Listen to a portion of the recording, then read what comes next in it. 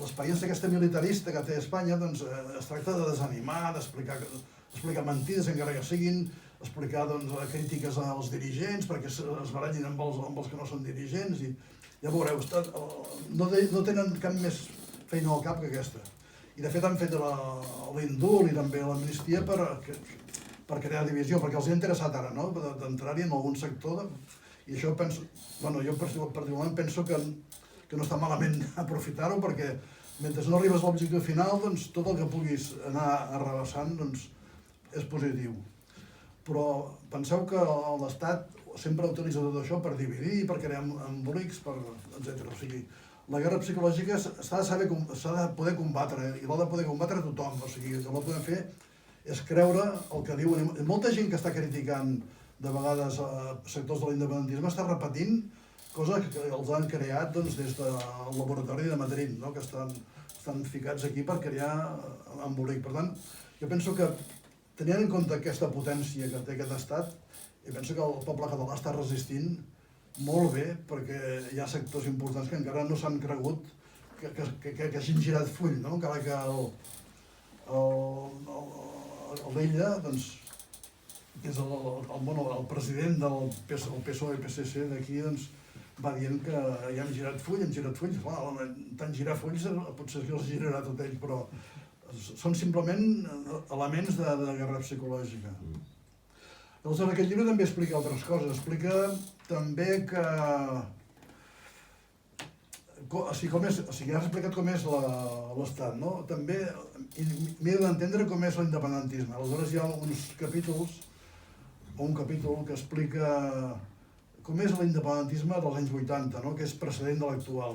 Jo crec que sense aquell independentisme ara no hi hauria el que ha aparegut a nivell de masses al segle XXI. O sigui, com va néixer, com es va produir i... Bé, veureu també, com a comentari, que al final de cada capítol hi ha un qüestionari sempre, no són per lliçons, sinó qüestions i comentaris, no? Simplement és repassar des d'una altra òptica, o des d'una òptica més global, coses que s'han explicat al capítol. I això és un element també que és interessant. I que justament en Lluís Llach, que és l'autor del pròleg, remarca també l'interès d'aquesta obra en aquest sentit. I aniré acabant perquè no puc explicar tot el llibre, però una altra cosa que explica és, i això és molt important, és la complexitat del moviment independentista del segle XXI, el que va néixer a partir del 2005 amb les mobilitzacions de la Plataforma pel Dret a Decidir i es va expandir al llarg d'aquells anys, fins a l'any 2010, que va haver-hi la sentència del Tribunal Constitucional, el 2012 la creació de l'ANC, etc. Aleshores, clar, intentar analitzar aquell moviment independentista del segle XXI en el qual hi han participat centenars de milers de persones, alguns diuen milions de persones, doncs és complicat. Aleshores, en el llibre aquest s'intenta analitzar aquesta complexitat.